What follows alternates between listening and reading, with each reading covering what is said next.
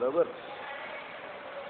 નૈષ્ટિક વર્ણિયોમાં વરિષ્ઠ, જનવર્જિત વનમાં વસવાના સ્વભાવવાળા, ભક્તોને અભિષ્ટ અર્થ આપનારા, ભારત યુદ્ધમાં અર્જુનના રથધ્વજમાં રહીને મહાકિલકિલ નાદથી શત્રુઓને ત્રાસ પમાડવા રૂપ તેમનું પ્રિય કરનારા એવા આપને નમસ્કાર છે. નૈષ્ટિક વર્ણિયોમાં વરિષ્ઠ.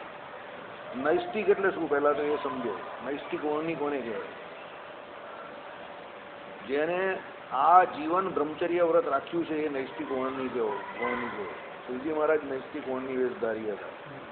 પ્રથમના 73મા વચનામૃતમાં લખ્યું છે કે ભગવાન નારાયણ સિવાય બીજો કોઈ નૈષ્ટિક વર્ણિ નથી. કેમ? જેના શિષ્ણ દ્વારે કરીને વીર્યપાત કદાપી ન થયો એ નૈષ્ટિક વર્ણિ કહેવાય. બાકી જાગ્રત અથવા સ્વપ્નમાં કોઈ પણ અવસ્થામાં જેને વીર્યપાત થયો હોય એ નૈષ્ટિક વર્ણિ ન કહેવાય. એટલે નૈષ્ટિક બ્રહ્મચર્ય વ્રત ના કહેવાય. બ્રહ્મચર્ય વ્રત ઘણા પ્રકારના આવે છે. એમાં સૌથી ઉત્તમ આ નૈષ્ટિક બ્રહ્મચર્ય વ્રત છે. ભગવાન નારાયણ સિવાય બીજો કોઈ નૈષ્ટિક વર્ણિ નથી. બરાબર. અને કહેવાનું તાત્પર્ય, ભગવાને પ્રથમના 73મા વચનામૃતમાં કહ્યું છે કે ભગવાનનું ભજન કરીને, ઉપાસના કરીને ભગવાનના ભક્તો આ ભગવાન નરનારાયણ દેવના પ્રતાપથી એ બ્રહ્મચર્ય વ્રત તરફ આગળ વધે છે. એટલે ટૂંકમાં કહેવાનો સાર એવો છે, તમને બધાને ગ્રહસ્થને પણ એક લાઈનમાં સમજાવી દઉં છું. બ્રહ્મચર્ય વ્રત જે 16 સાધન કયા ભગવાનને મેળવવાના, એમાં પહેલું બ્રહ્મચર્ય વ્રત આવે છે. બ્રહ્મચર્ય, અહિંસા, સત્ય, આ બધું. ગ્રહસ્થએ પણ એના ત્યાં એમ કહે કે જ્યારે એમ કહે કે એક પુત્રની ઉત્પત્તિ થઈ જાય, એટલે પુત્ર ઉત્પત્તિ પૂરી થઈ જાય એટલે એને પછી એમ થઈ જાય કે હવે મારે આગળ નહીં જવું, એક કે બે જેટલા પુત્ર હોય તે એ પછી એણે પોતાની સ્ત્રીને પણ માતા તુલ્ય માનીને બ્રહ્મચર્ય વ્રતનું પાલન કરવાનું જ છે. એટલે શાસ્ત્રોમાં આપણે ત્યાં ચોખ્ખા શબ્દમાં કહ્યું છે કે ધર્મ પાળવામાં જો સૌથી પ્રથમ ધર્મ કોઈ હોય તો એ ભગવાને કહ્યું એ પ્રમાણે વર્તમાન ધર્મ છે. તો વર્તમાન ધર્મ પહેલો કયો? બ્રહ્મચર્ય વ્રત જે પાળવાનું છે તે. અને શ્રીજી મહારાજે ચોખ્ખું કહ્યું કે જેનું જેટલું બ્રહ્મચર્ય દ્રઢ, જેટલો બ્રહ્મચર્યમાં રહે એટલા બીજા બધા નિયમ એના ઓટોમેટિક પડે અને એની ભજનમાં અને બીજા દરેક કાર્યોમાં એટલી સ્થિરતા વધે. એટલે ગ્રહસ્થ ભોગ માટે ગ્રહસ્થાશ્રમ નથી કરતો. એ તો એની વાસના જે છે એ વાસના એની કુંઠિત થાય એટલા માટે એ શું કરે છે? લગ્ન કરે છે. બાકી લગ્ન કરવા આપણે ત્યાં આમાં જ શિક્ષાપત્રી અર્થદીપિકામાં ચોખ્ખા શબ્દમાં આવેલું કે ભાઈ જે 16 સંસ્કાર કયા એમાં લગ્નનો સંસ્કાર કયો, પણ લગ્નનો સંસ્કાર ફરજિયાત નથી. એ કોના માટે છે કે જે બ્રહ્મચર્યાશ્રમમાં હોય અને એને વૈરાગ્ય ઓછો હોય તો પછી એ વૈદિક પરંપરાએ યુક્ત એવા ગ્રહસ્થાશ્રમમાં જાય. પણ એવું કમ્પલસરી નથી કે બધાએ લગ્ન કરવા જ જોઈએ. જેને વૈરાગ્ય હોય એ પછી સીધો બ્રહ્મચર્યાશ્રમમાંથી ચોથા સંન્યાસ્તાશ્રમમાંથી આગાશ્રમમાં જઈ શકે. જેને વૈરાગ્ય ન હોય એ ગ્રહસ્થાશ્રમમાં જાય અને પછી વાનપ્રસ્થ તો થવાનું જ છે 51. એટલે ટૂંકમાં કહેવાનો સાર એવો છે કે આ જગતમાં આવ્યા પછી, મનુષ્ય જન્મ મળ્યા પછી ભરતખંડને વિશે ભગવાનનું ભજન કરીને મોક્ષ કરવા માટે સૌથી શ્રેષ્ઠ જો રસ્તો હોય તો આ રસ્તો છે. અને એ રસ્તા પર ચાલ્યા વગર કોઈનો મોક્ષ થવાનો નથી. અત્યાર સુધી જેનો થયો એ પણ આ પ્રમાણે જ થયો છે અને જેનો થશે એ પણ આ જ પ્રમાણે થશે. બાકી કોઈ એમ કહે કે સીધો લાડુ મોડામાં ચાલ્યો જશે એ કંઈ જવાનું નથી. મહારાજે ચોખ્ખું કહ્યું કે 1 જન્મ થાય, 2 જન્મ થાય, 5 જન્મ થાય, 10 જન્મ થાય કે 100 જન્મ થાય, જ્યારે આ રીતે તમે વર્તી શકશો અને જ્યારે વર્તશો ત્યારે જ તમે અમને પામી શકશો, ભગવાનના ધામને કે અમને પામી શકશો. જ્યાં સુધી આવું ન રહેશે ત્યાં સુધી તમને ને અમને શું છે? છેટું છે. આ શ્રીજી મહારાજના શબ્દો છે. એટલે પછી તમે અહીંયા આવીને એમ કહો કે અમે તો ગ્રહસ્થ છે ને અમને આમ છે ને અમને તેમ છે ને અમને ફલાણું છે ને એમ કરીને બધી ફરિયાદ પોથી કાઢો તો બધી ફરિયાદ પોથી કોઈ કાઢવાની નહીં. જો પહેલાં તો હું તમને ચોખ્ખા શબ્દમાં કહી દઉં, જ્યારે હું આ ખુરશી પર બેસું ત્યારે કોઈ ફરિયાદ નહીં કરવાની. કારણ કે મને ફરિયાદ પ્રત્યે બહુ નફરત છે. મારી પાસે કોઈ દિવસ પ્રોબ્લેમ લઈને નહીં આવવાનું, મારી પાસે સોલ્યુશન લઈને જ આવવાનું. મને બધા બહુ પ્રોબ્લેમ બતાવે, આમ થઈ ગયું ને તેમ થઈ ગયું ને પેલાનું અમને કોઈ નેગેટિવ વાત નહીં કરવાની પહેલાં મારી જોડે. મને નેગેટિવ વાત કરનારા માણસ જરા પણ પસંદ નથી. દુનિયામાં આવ્યા પછી, માયાના આવ્યા પછી, માતાના ઉદરમાં આવ્યા પછી બધાને સંઘર્ષ કરવો જ પડે. એક વ્યક્તિને મને કોઈ એક ઇતિહાસને એવો બતાવી દઉં કે એને સંઘર્ષ નહીં કરવો પડ્યો. કોઈ પણ ક્ષેત્રમાં તમે જાઓ તમને કંઈ તાત્કાલિક સફળતા નહીં મળતી, બધાએ સંઘર્ષ કરવો જ પડે છે. એમાં કોઈ બાદ નથી, તમે કહું કોઈ બાદ નથી. એટલે તમે એ સંઘર્ષ જે કરો છો એ તમારા પૂર્વના કર્મ ને અત્યારના કર્મને કારણે કરો છો, એટલે એમાં કોઈ ફરિયાદ નહીં કરવાની. સંઘર્ષ સહન કરો પહેલા. સંઘર્ષ પહેલા શીખો કે સંઘર્ષને કેવી રીતે તમે ડાયજેસ્ટ કરી શકો, પચાવી શકો. એ આ લોકમાં હોય કે પરલોકમાં હોય, સંઘર્ષ કરતા શીખો પહેલા. પલાયનવાદીને કોઈ દિવસ કોઈ વસ્તુની પ્રાપ્તિ નહીં થતી, આ લોકમાં પણ નહીં અને પરલોકમાં પણ નહીં. સમજજો, પલાયનવાદી માટે કોઈ જગ્યા નથી. એટલે તમને એમ કે હું બેઠો બેઠો ખાલી માળા ફેરવ્યા કરું, ધર્મ તો કોઈ પડે એવા નથી, સ્થૂળ દેહ કરીને ધર્મો બધા બહુ સ્થૂળ છે, તે એમ કે આપણાથી કંઈ થાય એવું નથી, ફલાણું ઢીંકું માળા કરીશ એટલે બધું ઠીક થઈ જશે, એવું કાંઈ થવાનું નહીં. ન્યૂટનની ગતિનો પહેલો નિયમ છે, જ્યાં સુધી બાહ્ય બળ લાગે નહીં ત્યાં સુધી સ્થિર પદાર્થ સ્થિર રહે અને ગતિમાન પદાર્થ ગતિમાન રહે. હું ન આવતો તો અત્યારે તમે વચનામૃત જ વાંચતે ને. તમે સત્સંગી જીવન વાંચવાના હતા, બસ પતી ગઈ, સવાલનો જવાબ મળી ગયો તમને. તમારા સવાલનો જવાબ તમારી પાસે જ છે. હું અહીંયા આવીને બેઠો, 5-10 મિનિટ મોડો આવ્યો, સત્સંગી જીવનના આ જીગરભાઈએ મને આપ્યું અને ઉઠાવ્યું અને મેં વાંચવાનું ચાલુ કર્યું અને પહેલું જ્યાં નૈષ્ટિક વર્ણની વ્રત આવ્યું તો ચાલુ કર્યું આપણે ધનાધન ધનાધન. બાકી તમે શું 2 વચનામૃત વાંચીને જય શ્રી કૃષ્ણ કરી નાખત, મને ખબર હતી. સમજો, એટલે કોઈએ ને કોઈએ ગમે ત્યારે પ્રયત્ન કરવો જ પડશે, યાદ રાખજો. એ ભજનમાં હોય, સત્સંગમાં હોય, ઘરમાં હોય, વ્યવહારમાં હોય, ધંધામાં હોય, કોઈ પણ જગ્યા પર તમારા પ્રયત્નોનું જ તમને ફળ મળે છે. પછી કાયમ તમે એમ નસીબને કોશિયા કરો તો કાંઈ થવાનું નથી. મારા ઘરે 40 વર્ષ સુધી હરજીવનદાસ શાસ્ત્રીના પુસ્તકો પડેલા હતા એટલે શબ્દ વાપરું છું કે એને કોઈ જોવાની તસદી નહીં લેતો હતું 40 વર્ષો સુધી. અને છેલ્લે હારી થાકીને મારા દાદાએ મંદિરમાં આપી દીધા, કોઈએ એનો ઉપયોગ ન કર્યો. અને અમે જે પુસ્તક લીધા એ બધા વેચાતા, ખરીદીને લીધા છે. સમજો, કહેવાનું તાત્પર્ય શું છે? એકલા પુસ્તક વસાવવાથી કંઈ થતું નથી, એનો અભ્યાસ કરવો પડે. ન સમજ પડે તો એવા ગુરુ પાસે જવું પડે કે આનો અર્થ શું થાય, સમજવું પડે. મોટા મોટા જેટલા આચાર્ય થઈ ગયા, શંકરાચાર્યજીથી માંડીને રામાનુજાચાર્ય, માધવાચાર્ય, નિંબાર્કાચાર્ય, એના પછી આપણા વલ્લભ પંથના આપણા વલ્લભાચાર્ય, એમના દીકરા શું નામ એમનું, વિઠ્ઠલનાથજી. અરે શ્રીજી મહારાજ જોઈ લો, આપણા ઈષ્ટદેવ કેટલી નાની ઉંમરમાં ગૃહ ત્યાગ કર્યો, કેટલો સંઘર્ષ કર્યો એમણે. ભગવાન હતા તો પણ કેટલો સંઘર્ષ કર્યો. પછી તમને એમ કે એમને એમ બેઠા બેઠા બધું થઈ જશે ને દાળ ભાત ને શાક રોટલી જોઈએ અને 2 ટાઈમ મંદિર જવાનું, 1 ટાઈમ મંદિર જશું ને 10 માળા ફેરવશું એટલે ભગવાન તો બહુ દયાળુ છે, લઈ જાય સીધા અક્ષરધામમાં. એમ હસવાનું અને ફાંકો મારવો બંને કામ જોડે નહીં થતા. ફાંકો મારવો હોય તો હસવાનું બંધ કરવું પડે ને હસવું હોય તો ફાંકો નહીં મરાય.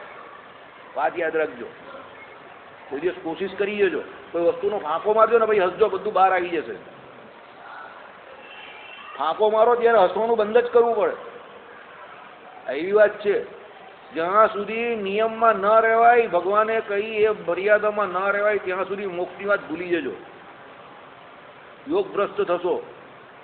ભગવાને ચોખ્ખું કહ્યું, એકાંતિક ધર્મમાં જે રહેતો હોય, જે એકાંતિક ભક્ત છે એ જ મને પામશે. એટલે જ ગીતાજીમાં શ્રી કૃષ્ણ ભગવાને ચોખ્ખા શબ્દમાં કહ્યું કે કરોડોમાં કોઈ એક મને પામે છે. કેમ? કે બધાને આવું કરવું જ નથી, કોઈ કરતું નથી તો ભગવાન પછી એમ જ કહીને કોઈ કરોડમાં એક કરતો હોય તો એ જાય. પછી આપણે કહીએ ભગવાને અક્ષરધામનો રસ્તો ખુલ્લો કરી નાખ્યો, પાત્ર કુપાત્ર જોયા વગર બધાને સમાધિ કરાવી, બધાને લઈ ગયા. ત્યાં પુરુષોત્તમ નારાયણનું પુરુષોત્તમપણું લેવાનું છે. એ ભગવાન ત્યારે સાક્ષાત હાજર હતા એટલે પુરુષોત્તમ નારાયણનું પુરુષોત્તમપણું હતું. એટલે નરકના દરવાજા બધા નાના થઈ ગયા અને આ બધું થયું અને ભગવાન બધાને અક્ષરધામમાં લઈ ગયા. પછી ભગવાન ધામમાં ગયા, પછી ભગવાને શું કર્યું? સત્શાસ્ત્ર બનાવ્યા અને ભગવાને કહ્યું કે આ મર્યાદામાં જે રહેશે તે મારા ધામમાં મારી પાસે આવશે, જે ન રહેશે તો પુનરપી જન્મમ પુનરપી મરણમ. વાત પૂરી. પેપર ખોલો, નંબર દેખો, ફિનિશ. આનાથી વધારે કોઈ આવે જ નહીં. સીધી touch to touch black and વ્હાઇટમાં લખી દીધું ભગવાન. આની આગળ કંઈ નહીં, આની પાછળ કંઈ નહીં, કોઈ કન્સેશન નહીં, કોઈ ડિસ્કાઉન્ટ નહીં. 100માંથી 51 માર્ક આવે એટલે પાસ, 49 માર્ક આવે એટલે ફેલ. પેલો કઈ ચાલ પાછો પરીક્ષા આપ, પતી ગયા. પેલો કોઈ એક જ ઓછો છે, એ ચાલે જ નહીં, પાછી પરીક્ષા આપ, ચાલ declared as a fail, F લખી જ દે પેલો. એમ તમે કહો કે આ નિયમ કાચો છે ને એકાંતિકતામાં ભગવાન કે એ પ્રમાણે ધર્મમાં થોડી શિથિલતા છે, જ્ઞાનમાં થોડી ઉણપ છે, વૈરાગ્ય તો જરા પણ છે જ નહીં. હા, ભક્તિ થોડી થોડી કરી લઈએ છે તો ધામમાં પહોંચતું. ભગવાન કહે ફેલ, એફ, ચાલ બધું પાકું કરીને આવ, પેપર ખોલો, નંબર દેખો, ફિનિશ. જે લોકો ધામમાં ગયા છે ભગવત ભક્તો એ લોકોના ચરિત્ર વાંચો. ગોપાળાનંદ સ્વામી, મુક્તાનંદ સ્વામી, બ્રહ્માનંદ સ્વામી, અરે હનુમાનજી, જોઈ લેવા બધાને તમે. ને પછી તમારી જાતને સરખાવો. કાં રાજા ભોજ ને કાં ગંગુ તેલી, એવી હાલત છે આપણી. કાં એ લોકોની સ્થિતિ હતી, કાં એ લોકોને ભગવાનને મેળવવાની તત્પરતા હતી, કાં એ લોકો કેટલું ભજન કરતા હતા, કેટલા ધર્મ નિયમ મર્યાદામાં રહેતા હતા. ભગવાન સાક્ષાત હોય તો પણ કેટલી બધી ભગવાનની સેવા કરતા હતા, મર્યાદા કરતા હતા. આપણે એટલી સેવા ભગવાનની કરીએ છીએ. તો અશોકભાઈ લાત ખાઈ ખાઈને થાકી ગયા છે, તો બી માયાની પાછળ જ પડેલા છે હજુ પણ, કે માયામાં હમણાં કઈ તલવાર ચલવી નાખું. બધી હવામાં તલવાર જાય એમની, તો પણ માયા છૂટે છે. ને પછી કે આપણો મોક્ષ થઈ જશે. એમ કે મોક્ષ થાય? આટલી બધી લાતો ખાઈ છે, ભૂસા ખાઈ છે, મોડા લાલ થઈ ગયા, દાંત બચેલા છે ખાલી, તો પણ માયા છૂટે છે. મા બાપાને લઈ આવું ને જરા, એ પણ જરા ખાઈ લઈને, અરે ભાઈ હું બાપાને, હું માને, હું આને થઈ. મારા જે સેવા કરવાનું કહ્યું, હવે બાપાને લઈને થોડા ફરિયા કરવાના માથા પર, ઉચકીને ફરી આવે. બીજા હોય તો ગ્રહસ્થ હોય તો મારી બાયરી માટે લઈ જાઉં ને વાસુદેવભાઈ, લઈ જા બાયરી માટે. અંતકાળે તને બાયરી યાદ આવે, ભગવાન લેવા આવશે ત્યારે મારી બાયરીને લઈ જાઓ. ભગવાન કે રે તારી બાયરીને લઈને આવજો, હું નીકળું છું અહીંયાથી, જા. બા ને બાપા ને બાયરી ને છોકરા આવે મંદિર, એને ભૂલતા તો છે નહીં. મને એક ભાઈ હમણાં જ પૂછતા હતા વચ્ચે, સુખ છે એમાં તમારા બાપાનું કેવું છે? મેં હું કયા જન્મના બાપાની વાત કરું? હું ગધેડો હતો ત્યારે મારો બાપો ગધેડો હતો, અત્યારે મને યાદ નથી કોણ ગધેડો મારો બાપ હતો. હું ગોળો હતો ત્યારે મારો બાપ ગોળો હતો, મને અત્યારે યાદ નથી કે કોણ ગોળો મારો બાપ હતો. કયા બાપની વાત કરો તમે? કે પેલા અત્યારના બાપ ને એની વાત કરું. મેં કોઈ એ કરે છે, એ ભજન કરે છે, હું ભજન કરું છું, એની ચિંતા તું શું કામ કરે છે? એ એની રીતે એનું કરીને એ જશે, મારે મારું કરીને મારે જવાનું. એટલે તારે ચિંતા કરવાની કા જરૂર છે? તને બહુ ચિંતા હોય તો તું તારા ઘરે લઈ જા, તું રાખ. કે ના એ તો મેં કહું ભાઈ આટલી બધી પંચાયતું કામ કરે છે, બાપા કેમ છે ને બા કેમ છે ને આમને તેમ. તને બહુ ઈચ્છા હોય તો તું લઈ જા, જા 2-4 મહિના તું સેવા કર. ના નહીં પાડતા, કંટાળીને મૂકી જાય એની ગેરંટી હું આપું. બધી ખોટી ખોટી ગોસિપ કરવાની, પંચાયત કરવાની ખોટી. સીધે સીધા ભજન કરો, જે શાસ્ત્રમાં કહ્યું એ કરો ને. બધી ફાલતુ વાત કરવાની, બાપાને કેમ છે ને બાને કેમ છે ને. 1000 માણસ મને પૂછી ગયા વાસુદેવભાઈ નોકરીમાં હું થયું? અરે નોકરીને તું મને આપવાનો ₹1,00,000, ₹1,00,000નું નુકસાન થયું જ મને નોકરીમાં નહીં ગયો. લાવ ₹1,00,000 આપી દે. એ કોઈ આપવા નહીં આવ્યો, કોઈ ₹1000 બી આપવા આવ્યો નથી. ફટ્ટું નોકરીમાં હું થયું, નોકરીમાં હું થયું, બધા ખોટા ખોટા ઊંધા ગીત ગાય. લોકોને એ રસ છે કે નોકરીમાં ના ગયા હોય તો જરા મજા આવે ને. આપણે ઊંધા તો આદિ જરા ઊંધો તો પડ્યો ને. મોદીની જેમ આપણા કોન્ફિડન્સથી બી લોકોને જેલ હશે. મોદી પેલો કોન્ફિડન્સથી નહીં કહેતો તો 11 તારીખ કો હમ હોલી મનાએંગે, આમ કરીને છાતી ઠોકીને એ જીતી ગયો. પાછો લોકો કે આ તો જબરી છાતી ઠોકીને વાત કરે છે. એટલે લોકોને પોતે ડગમગો એટલે બીજાનો વિશ્વાસથી વાત કરે ને. આત્મવિશ્વાસ પર બી જેલ હશે, એમાં બી ઈર્ષા. આટલી આત્મવિશ્વાસથી આ વાત કેવી રીતે કરી શકે છે? એટલે એમાં બી ઈર્ષ્યા આવે લોકોને. એટલે ભાઈ આત્મવિશ્વાસ માણસના કર્મ ઉપર હોય છે. તમે ઢીલા છો, તમારા કર્મ ઢીલા એટલે તમે ઢીલા. મોદીને એના હોમવર્ક પર ભરોસો છે કે આપણે જીતવાના છે, એટલે કહેતો હતો 11 को होली मनाएंगे, 2 दिन पहले भगवा होली मनाएंगे, केसरिया होली होगी. યુપીમાં જઈને આપણા ગુજરાતી પાછા એનું જ ખોદે. તમે વિચાર તો કરો, કોઈ યુપી કા ભૈયા ગુજરાતીને કોઈ દિવસ મત આપે? તમારે પ્રાઉડ લેવા જેવી બાબત છે કે અમિત શાહ ને મોદી ત્યાં જઈને એના ગઢમાં જઈને એ લોકોના પોટલા વાળીને 350 સીટ લઈ આવ્યા. તો અહીંયા આપણા વાલાનું જ ખોદીએ તો આમને તેમને. હવે આમાં અરે તું નેગેટિવ તું કેટલો છે? તું જા આગળ વધ બેકું. તું યુપીમાં જા, તને કોઈ ખાટલો બી નહીં આપે. એટલા ખતરનાક માણસો છે. એના ઘરમાં જઈને એ લોકોને બહાર ફેંકી દીધા. યુ શુડ ટેક પ્રાઉડ કે કોઈ ગુજરાતી એવો છે આપણામાં, એનામાં એટલા ગટ્સ છે કે ત્યાં જઈને આટલી સીટ લઈ આવ્યો. આપણા વાલાના ઊંધા ગીત છે. એમાં ઈર્ષ્યા હોય તો આટલું બધું કેવી રીતે કરી શકે છે એમ. એટલે ઈર્ષ્યા અંદરથી સતાવે ને.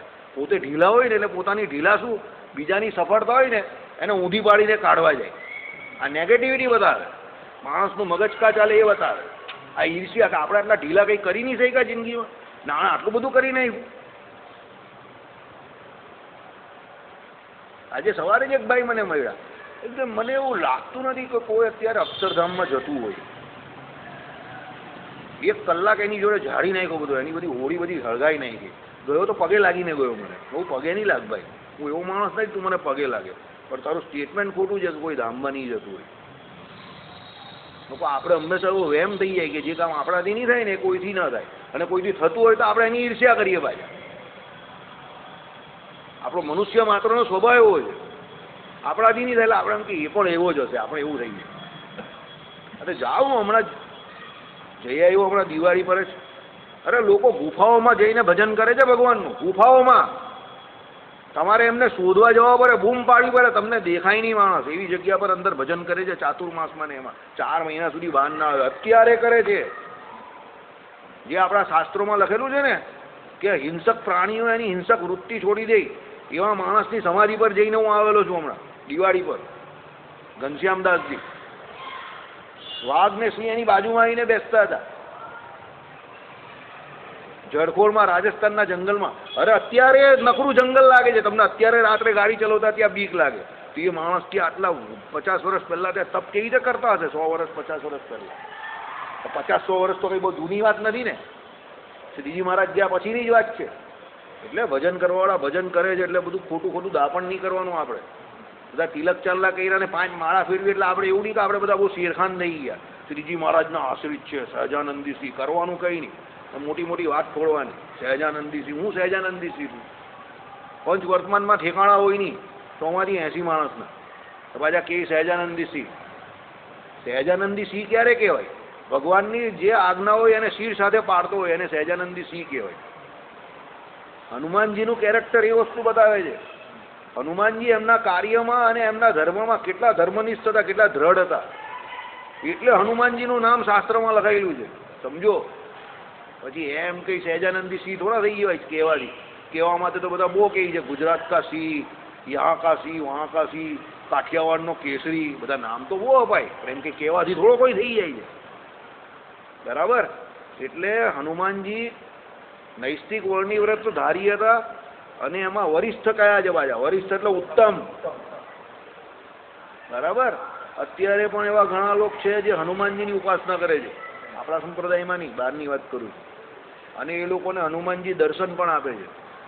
અત્યારે પણ એવા લોકો છે, આ દુનિયામાં એવા લોકો છે કે જે હનુમાનજીના દર્શન કરે છે, હનુમાનજીની ઉપાસના કરે છે. અને મેં એવું પણ સાંભળ્યું છે હનુમાનજીને જોઈને ડરી ગયેલા એવા લોકો પણ છે. હનુમાનજી દેખાઈ કેવા, ગભરાઈ ગયા એવા લોકો પણ છે. એટલે એક વસ્તુ યાદ રાખજો, જે વસ્તુ આપણા ઇન્દ્રિયો અંતઃકરણમાં ન આવી હોય, એ ન થતી હોય એવું જરા પણ ન માનતા. એ ભૂલ છે. બધું જ થતું છે દુનિયામાં, બધા પોતપોતાના લક્ષ્ય ઉપર ચાલે છે, અને આપણે નથી ચાલતા, એ આપણે મહામૂર્ખ છે. આપણે નથી ચાલતા એટલે આપણે મહામૂર્ખ છે. આપણે આપણું લક્ષ્ય ખબર જ નથી, અને જેને ખબર છે એ ચાલતા નથી. અને પછી બાનું શું કરે? એમ કંઈ ચલાય એવું નથી. કેમ નહીં ચલાય ભાઈ?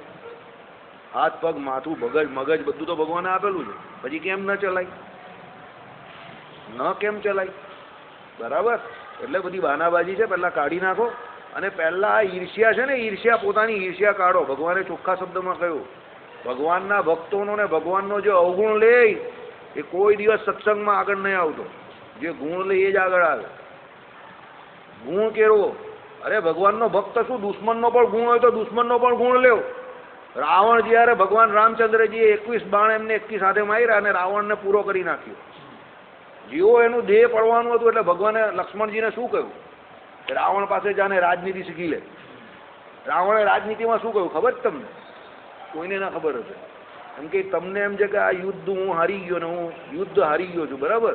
સૌથી મોટી રાજનીતિ કેવી છે? હું મરી જઈશ ને તો પણ તમે ગાદી પર મારા જ કુંડાને બેસાડશો. આ મારી રાજનીતિ છે. ભગવાને કહ્યું ને, જોઈ લે. વિભીષણને જ ગાદી પર બેહાડો પડ્યો ને ભગવાને. એટલે મને ખબર હતી આ, એટલે વિભીષણને લાત મારીને રાવણે કાઢી મૂકેલો. એને ખબર હતી કે અમે બધા પૂરા થઈ જઈશું, આ દાદી તો ચાલી જવાની લંકાની, તો બીજા વાપરશે. વિભીષણને લાત મારીને મોકલી દીધો. ને પાછું કહ્યું કે જવું હોય તો રામ પાસે જાય, એમ કે બીજા કોઈ પાસે ન જતો. કેમ કહ્યું? એને ખબર હતી કે રામ પાસે જશે તો લંકાની ગાદી આને જ આપશે રામ, કારણ કે રામ મર્યાદા પુરુષોત્તમ છે. રાવણ કે આ સૌથી મોટી રાજનીતિ છે મારી, મરીને પણ હું જીતી ગયો છું. છે કે નહીં મગજ? ભગવાને કીધું લક્ષ્મણજીને, મેં કહ્યું ને લક્ષ્મણજીને જરા એ થતું હતું, આની પાસે હું રાજનીતિ શીખવાની. ભગવાનને ખબર હતી, કારણ એમાં બી ગુગલી નાખેલો છે, એટલે ભગવાને કહ્યું કે એની પાસે રાજનીતિ શીખી લે, શીખવા જેવું છે. તો વિભીષણને જ ગાદી પર બેસાડવો પડ્યો ને ભગવાને. વિભીષણ ના હતે તો સુગ્રીવ કા પેલો અંગદ કા પછી ભરતજી કા લક્ષ્મણજી એને સંભાળતે. એટલે રાજનીતિ એની પાસે, દુશ્મનની પાસે પણ સારો ગુણ હોય તો લઈ લેવો, કોઈ ના નથી, એમાં ફાયદો જ છે. રામચંદ્ર ભગવાન આ શીખવાડી ગયા. બરાબર. ચાલો. જનવર્જિત વનમાં વસવાના સ્વભાવવાળા. જનવર્જિત એટલે જંગલમાં. આપણે તો માણસ વગર ચાલે જ નહીં. બે ચાર વાત કરે નહીં કોઈ, જરા બે ચાર અલગ મલકની વાત નહીં કરે, જરા પંચાત નહીં કરે, જરા ખોદકામ નહીં કરીએ ત્યાં સુધી આપણે મજા નહીં આવે, ખાવાનું પચે નહીં. જરા ખોદકામ તો કરવું પડે ને બીજાનું, શું થયું શું નહીં, ફલાણું ઢીમકું. બરાબર. જનવર્જિત વનમાં આપણાથી જઈને તપ તો થવાનું નથી હનુમાનજીની જેમ. એટલે અહીંયા બેઠા બેઠા આપણે પાવડા કોદારી લઈને રોજ ખોદકામ કરીએ, પછી કહીએ આપણે કે ભગવાન કંઈ રાજી નહીં થતા. ભગવાન કાથી રાજી થાય? હરિભક્તોનો અવગુણ લઈએ, સંતોનો અવગુણ લઈએ, છેલ્લે કંઈ નહીં થાય તો ભગવાનનો પણ અવગુણ લઈ પેલો. ભગવાન મારું કંઈ સારું કરતા જ નથી ને. અરે ભગવાન કહે ભાઈ તારા કર્મ એવા હોય તો હું કાં સારું કરવાનું? પેલો બીડી પીતો હોય ને પછી કહે કે ખપી ગયો 45ની ઉંમરમાં ને 50ની ઉંમરમાં, તને કોણ બીડી પીવાનું કહેલું? પીવું હતું તો દૂધ પીવું હતું મલાઈ માર્કે. બરાબર. પેલો માવો ખાય, આવ્યો નથી આજે આપણો ઇન્ટેલિજન્ટ ગાય, માવો ખાય ને પછી રે પેલો આવો 1.5 પસલી જેવો. અરે તું એ માવો ખાય ના કરતા દૂધનો માવો ખા ને, મસ્ત થઈ જાય મારા જેવો ઓલમોસ્ટ. 1500, 2000, 3000, 4000, 5000 જેટલા ખર્ચા એ લોકોના વ્યસનમાં હોય.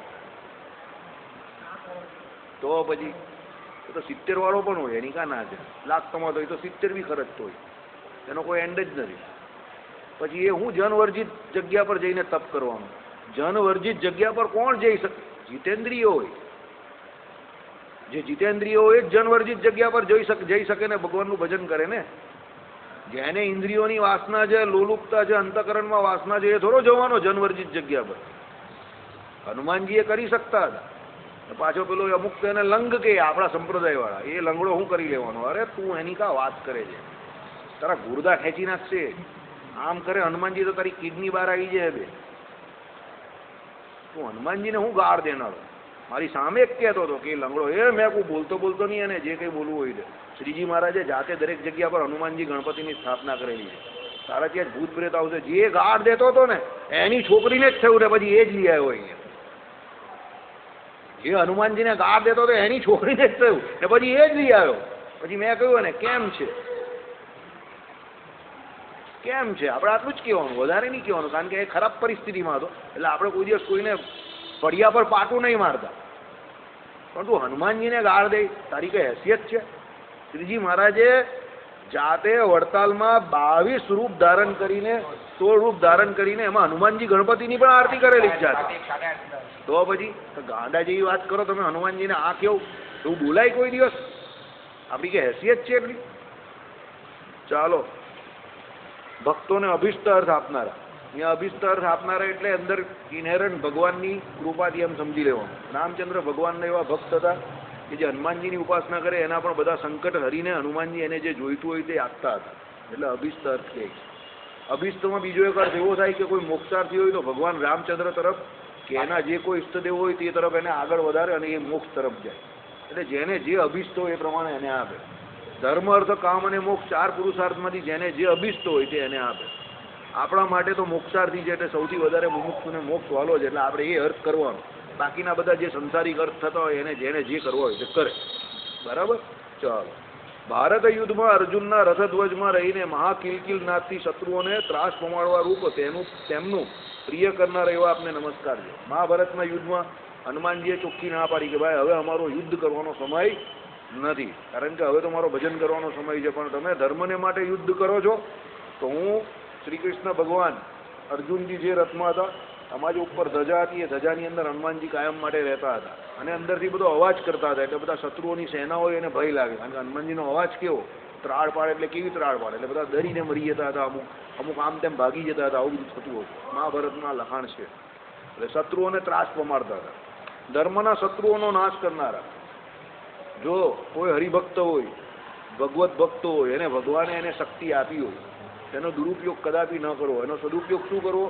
બીજા જે કોઈ ગરીબ હરિભક્તો હોય, કોઈ નિર્બળ હરિભક્ત હોય તેની પડખે રહેવું. ભગવાનના ભક્તે ભગવાનના ભક્ત સિવાય બીજા કોઈનો પક્ષ કદાપી લેવો. ભગવાનના ભક્તે ભગવત ભક્તનો જ પક્ષ લેવો. શ્રીજી મહારાજે ચોખ્ખું કહ્યું, આપણે ભગવાનના ભક્ત છે તો આપણે ભગવત ભક્તનો જ પક્ષ લેવો, અભક્તનો પક્ષ ક્યારેય નહીં લેવો. ધ્રુવજી, પ્રહલાદજી બધાનું ઉદાહરણ તમે જોઈ લેવું. ઘરના સંબંધી હતા એને એમણે છોડી દીધા, પણ ભગવત ભક્તનો પક્ષ કદાપી ન છોડ્યો. બરાબર? આપણી આ જમાત છે, પેલા લોકોની જમાત હોય ને તેમાં આપણી જમાત છે. આપણે હંમેશા આત્મીયતા રાખવી. મહારાજે શું કહ્યું? ભગવાનના ભક્તને કોઈ પણ સજા દેવી હશે તો અમે પોતે દઈશું. એટલે આપણે કોઈ દિવસ એકબીજાથી અલગ નહીં થવાનું. ગુણ રાખો એકબીજાનો. હા, બોલવા ચાલવામાં સમજવામાં 17 ખોપડી છે તો તુંડે તુંડે મતિભિન્ન હોઈ શકે, પણ જ્યારે પક્ષની વાત આવે ત્યારે ભગવાનના ભક્તે ભગવત ભક્તનો જ પક્ષ લેવો, અભક્તનો ક્યારેય પક્ષ ન લેવો. બરાબર? ચાલો. શ્રીપતિમ શ્રીધરમ